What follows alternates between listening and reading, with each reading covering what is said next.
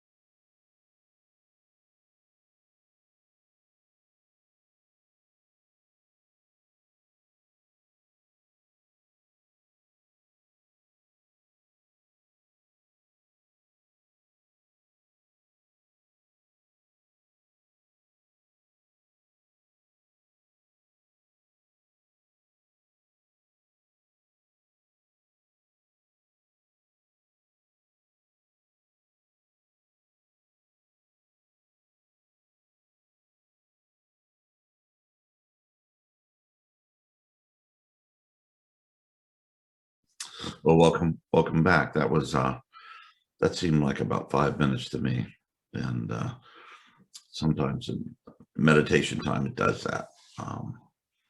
In the psychedelic experience, that certainly happens, but also in deep meditative experience, sometimes 5 minutes will seem like 5 hours, and 5 hours will seem like 5 minutes. And so, experientially, we get the relativity of time that Einstein was talking about. So what's on my heart is we're getting ready this coming week. I'm getting ready to guide an online Vision Quest experience. And this is the second time we've done it. And the first time was truly amazing. I don't know if it's too late to sign up for that, you guys, but is it, Louis? Okay, well, good. I mean, not good, but there it is. But still, the idea of the Vision Quest is a very, very important idea. And I think all of our cultures, had some version of that if you go far enough back, because it was perhaps further back than the hierarchies with kings and queens and stuff like that, where you were pretty much assigned your role according to your birth. But if you go back to the ancestors and to the tribal things, are certainly a vision of that. And I think while modernity has done amazing things, beginning with in the late, 1700s to the present, and the advances of science as far as in health and communication and travel, et cetera, exploration of outer space. We have human devices running around Mars right now. Really? However, in all the richness that has brought, we lost a lot too. And I think what is emerging in this integral consciousness that we talk about a lot, and based on spiral dynamics and the work of Ken Wilber, and a lot of others have been working on this whole thing, is that we're getting to a point where we're not just this or that, but we can be all of these things. In other words, we can have the conscious awareness of the sacredness of nature, the sacredness of all life, of the ancients, and at the same time have the mental acuity and linear discipline of the scientist, if you will. And a very important part of that, I think there's a lot of problems in our modern and postmodern world right now. And recently I've been reading about Generation Z, or Gen 1, I think they call it also. And that's people from 25 and younger, are having a lot of problems right now in our Western world anyway. And they have a lot of abundance. They have a lot of stuff. They've got a lot of devices. They have a lot of stimulus, computer games and social networking and all of this stuff. And of course, we've gone through a worldwide pandemic too in this last year. But that these young people are having more depression, more anxiety, addiction is increasing, and suicide rates are going through the roof. So what does that say? Does that say that modernity and all the achievements of Western science are bad? No, it just shows you they're not enough. And one of the things that modernity needs, it needs to incorporate the value of the ancients, of the shamanic, the peoples who are, and our ancestors who were closer to nature, and those who still are in some places, plus with the emerging realization that the ecological revolution, and not just from a scientific basis, it's really important to realize that all life is connected, and if you mess with something over here, you're messing with everything everywhere, because it is all connected. And that's just not a good idea, but that's the way things are. So we need to be very, very careful about that. But it also means that we have to re-enchant the world. A strictly scientific world, that lens is very valuable, but in and of itself is not enough to achieve human fulfillment, happiness, or our purpose as a species and as individuals. And I'm not sure what we can do about the species as individuals, but we certainly can work on ourselves, and we can certainly do the internal work into the own vastness of our own depths. And that's one of the amazing things you find out when you begin to explore the inner world. It's like, it is infinite. It's not just this little ego stuff with your, your personal memories in this lifetime. It expands to something much greater than that. And all lifetimes and all beings and all universes. Okay. That's how vast it gets. And the weirdly mysterious thing about that sort of realization is that it's not terrifying. I mean, at first it is kind of terrifying. It's like when you start getting down into those depths and everything starts expanding and your little idea of who you are just kind of begins to melt away. And it can be panic, and then it's like, okay. I mean, the first time I went scuba diving, it was in San Marcos, Texas, and I must have been about 10 years old. And back then, they just put a scuba tank on you and goggles, have no training or anything. Boom, punched you into the river. And so I remember going under, and I was like, oh my God, I started panicking. I'm drowning. I'm underwater. And it was really heavy. I didn't have the right flotation, so I was going to the bottom. It wasn't too deep, but enough to drown in. And all of a sudden I started, oh, okay, I'm not drowning, I'm breathing. Okay, wow, it's pretty beautiful down here. And these were rocks that came right out of sandstone springs right there. So it wasn't a muddy river, let's put it that way. So that's kind of when you go into these depths. At first it helps to be prepared about it. And by it, know the literature of spiritual awakening stuff. So when it starts happening, you don't think you're completely schizophrenic. I mean, you have references. One time when we were in Martinez, I asked Pam and I what our spiritual path was. And we said, I said, well, Pam's is collecting books on spirituality. And that struck us as hilarious at the time, because we had a lot of books on spirituality, and but that's good stuff to know that. But all that to say is that when you get into those depths and that begins to go away at first, especially if you didn't know and had a tank on and all this stuff, and that people can breathe underwater, you would think you're dying or losing self or facing annihilation. But when you get into it, all of a sudden you start breathing into it, and it's like, oh, there's just an expanded sense of being. You're in a different domain, and you are everything. You're not lonely. You're not isolated. You're it. As the ancient Vedic masters said, Atman is Brahman, and Brahman is Atman, and Atman being the deepest part of the human psyche. And interesting enough, in German, Atman means breath, so there must be some kind of connection there linguistically. And it is Brahman, and Brahman is the creator of all worlds. So in the deepest part of our human psyche, there is that spark.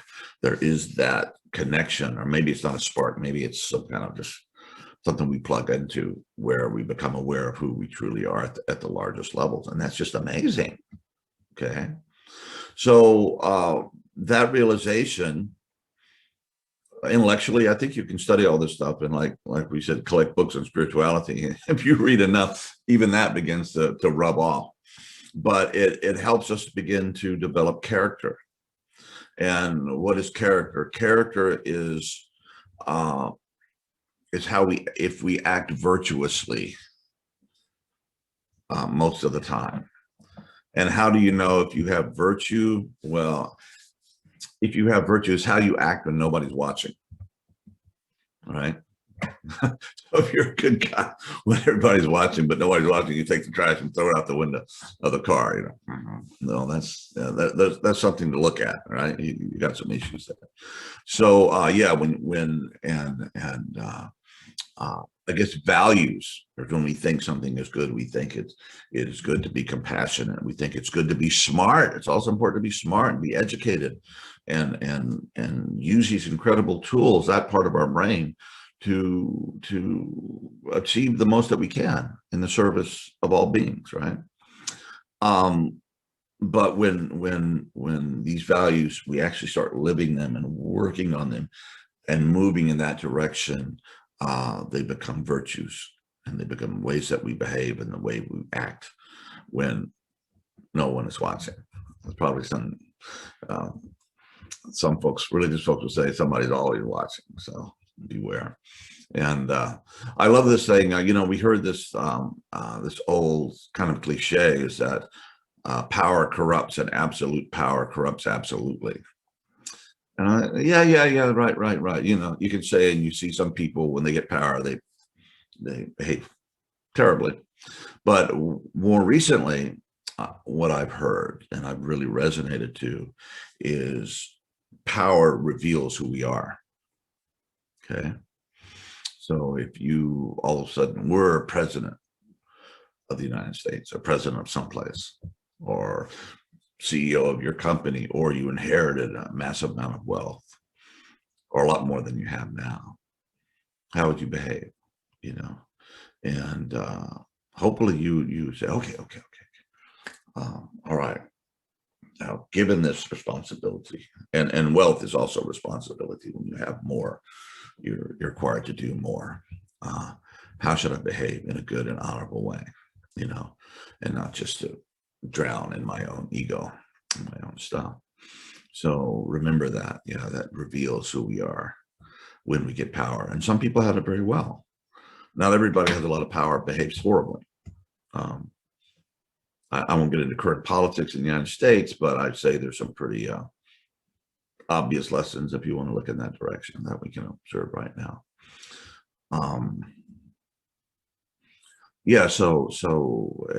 And part of that building character is finding out what you're here to do. What is the path you're supposed to walk?